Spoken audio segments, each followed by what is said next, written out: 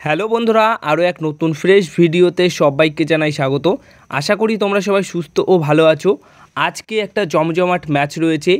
এই বছরের শেষ ম্যাচ খেলতে চলেছে মোহনবাগান দল আজকে কেরালার এগেনস্টে।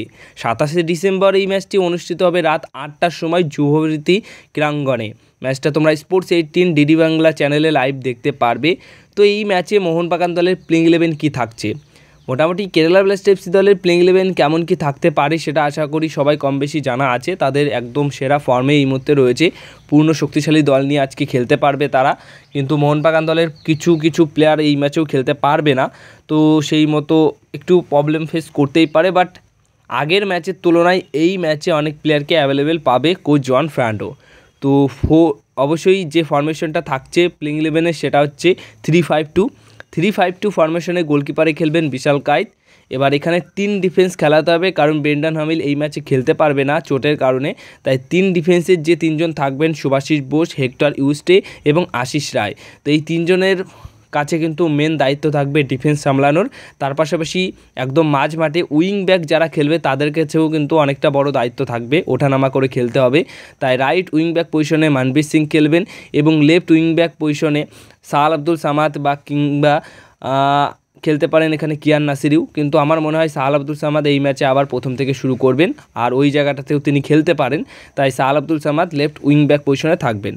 মাঝমাঠে যে 3জন থাকবেন, অনিরুদ্ধ থাপা, দীপক টাংরি এবং Hugo Boumous. Anirudh Thapa, Hugo Boumous এই দুজন পুরো কনফার্ম। আর দীপক টাংরি কেন প্রথম থেকে খেলবে সেটার একটাই কারণ, গেলেন মার্তিনস লাস্ট ম্যাচে লাস্টের কিছুটা সময় চোটের জন্য উঠে গেছিলেন। আর দীপক টাংরি কিন্তু সেইভাবে মানে লাস্টের আগের ম্যাচটায় গোল রয়েছে তার, তো সেই মতো তিনি প্রথম থেকে শুরু করবেন আর পুরো ফিট রয়েছেন। এছাড়া একদম স্ট্রাইকার পজিশনে 2জন খেলবেন, জেসন কামিংস এবং ডিমিট্রি পেট্রাডাস। আর আমার মনে হচ্ছে যে আরমান্দো সাদিকিউকে নিয়ে আমরা এত কথা বলছি, মন বলছে ঠিক আছে আজকের ম্যাচে আরমান্দো সাদিকিউ গোল পেতে পারে।